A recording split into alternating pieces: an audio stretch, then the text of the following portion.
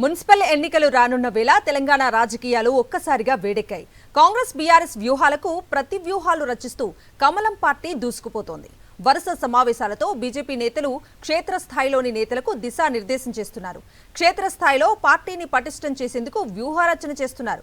Municipal ఎన్నికల్లో విజయమే లక్ష్యంగా అగ్రనేతలతో భారీ సభలకు సిద్ధమవుతున్నారు. కమలనాథుల వ్యూహాలపై ఓ లుక్కేద్దాం.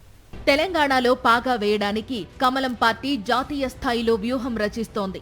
రాబోయే మున్సిపల్ ఎన్నికల్లో అత్యధిక స్థానాలు సాధించడమే లక్ష్యంగా స్పీడ్ పెంచారు. పట్టణ ప్రాంతాల్లో పట్టు ఉన్న బీజేపీ మున్సిపల్ ఎన్నికలను సెమీఫైనల్స్ గా భావించి యుద్ధానికి సిద్ధమవుతోంది. అన్ని మున్సిపాలిటీల్లో పార్టీని పటిష్టం చేయడానికి పదాధికారుల సమావేశం నిర్వహించిన రాష్ట్ర పార్టీ అధ్యక్షుడు రామచంద్రరావు నేతలకు దిశానిర్దేశం చేశారు. ఎన్నికల షెడ్యూల్ వచ్చే నాటికి సిద్ధంగా ఉండాలని ఆదేశించారు.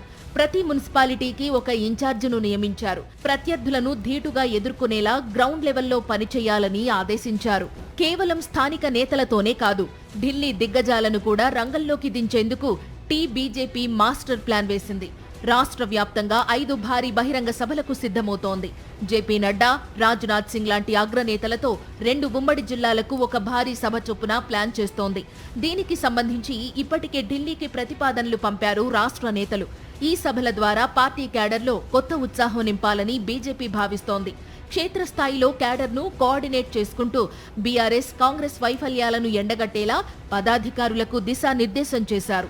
కాంగ్రెస్ ప్రభుత్వంపై విమర్శల విషయంలో బీజేపీ నాయకులు ఏమాత్రం తగ్గడం లేదు. సింగరేణి కోల్ బ్లాక్ టెండర్లలో భారీ అవకతవకలు జరిగాయని, దీనిపై విచారణ జరగాల్సిందేనని డిమాండ్ చేస్తోంది. 2014 నుంచి ఇప్పటి వరకు జరిగిన అన్ని అక్రమాలపై సీబీఐ దర్యాప్తునకు తాము సిద్ధమని చెప్తోంది. రాష్ట్ర ప్రభుత్వం నుంచి గ్రీన్ సిగ్నల్ వస్తే సింగరేణిలో జరిగిన ప్రతి కుంభకోణాన్ని బయటపెడతామని కమలదళం సవాల్ విసురుతోంది. మరోవైపు సీఎం రేవంత్ రెడ్డి దావోస్ పర్యటనపైన బీజేపీ ఘాటు విమర్శలు చేస్తోంది. రేవంత్ రెడ్డి 2 సార్లు దావోస్ వెళ్లి తెచ్చిన పెట్టుబడులపై శ్వేతపత్రం విడుదల చేయాలని రాష్ట్ర పార్టీ చీఫ్ రామచంద్రరావు డిమాండ్ చేస్తున్నారు. మొత్తం ఇన్వెస్ట్మెంట్ చేయడంలో కూడా ఫెయిల్ అయింది ప్రభుత్వం. మొత్తం మాటలకే ఉన్నది ప్రభుత్వం. రేవంత్ రెడ్డి గారు దావాస్ పోయిన తర్వాత గతంలో కూడా పోయి కదా, ఇప్పుడు ముందు గత దాని మీద ఇప్పుడు ఏమి ఇంప్రూవ్ అయ్యాక ఒక శ్వేతపత్రం విడుదల చేయాలి. మున్సిపల్ పోరులో అత్యధిక స్థానాల్లో జెండా ఎగరేసి తెలంగాణలో తర్వాతి ప్రత్యామ్నాయం తామేనని నిరూపించుకునేందుకు బీజేపీ కసరత్తు చేస్తోంది. మరి తెలంగాణలో కమలనాథుల ఆశలు ఫలిస్తాయో లేదో చూడాలి.